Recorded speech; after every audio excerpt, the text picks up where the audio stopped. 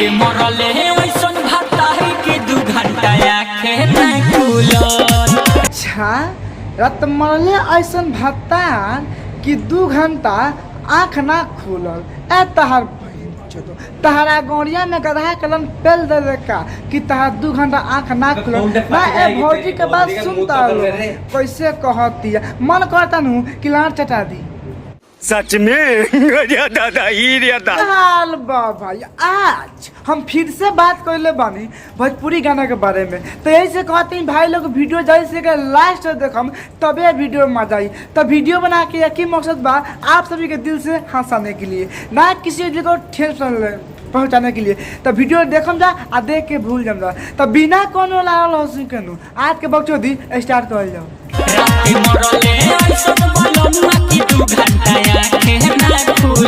अरे तोहर बहन चोदो वाह ए भाई लोगन एकरा के रात में एक भातार मरलन तो तनी है स्क्रीन पर देखी जा कितना खुश लगती है भौजी। ए भौजी के तो खुशी देख के मन करता नु कि करेजी ने मरन के लंड पेल के मुआये दी।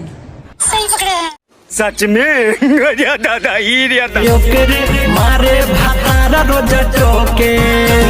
अच्छा ओके ओके ओके रे मारे भातार टोके। ए तहार बहन चोदो बिना टोले मारो ना तही बताओ बिना टोले मारो कि तारा मुँह में घुस जाई तो टकले रह जाई पूर्णा भरी।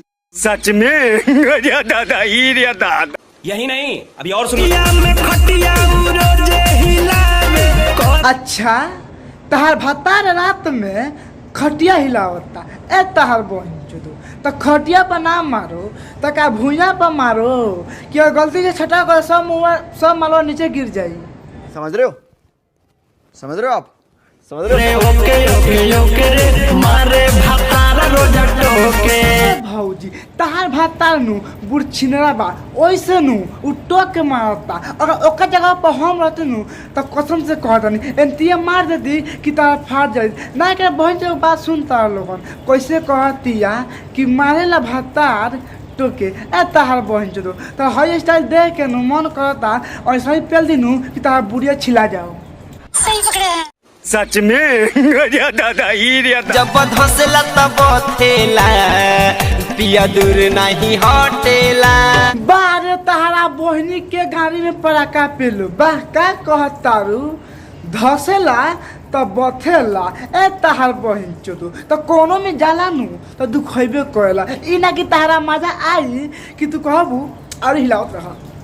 ए मादर अपना काम कर रहा। सच में दादा ही कहे तनी सकल न बरदास पानी पिलो जदी लागत पियास। अच्छा कहता तनी सा बर्दाश्त कर लो। ए तहार बहन चोदू तो तू लंड पे ताकतारू तो एक आराम कर ला ना कि तोहरो मजा आई ओकरो मजा आई ना। ए भौजी के बात सुनता लोगन कैसे कहतिया कद इनका भाता नु कहते तैका सुख बर्दाश्त करा।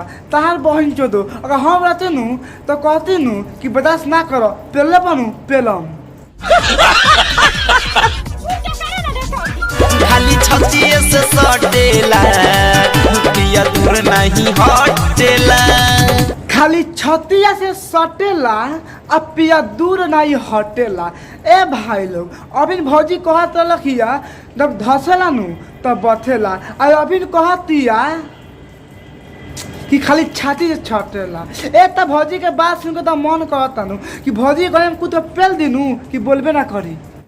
रुको जरा सबर करो। छतिए से सटेला पिया दूर नहीं हटेला। गधा कलम ना पेल देवला तहार बहिन चोदो ना। भौजी के बात सुनता लोगन खाली इनका भतार नु छाती से सटता। ए तहार बहन चोदो तो लंड पे ताकतारू एगो मुंह से पिया ना दो कि तहार लग अइबे ना करी। सही पकड़े हैं। सच में दादा ही आज की वीडियो यही पर लगा। एक बात और भाई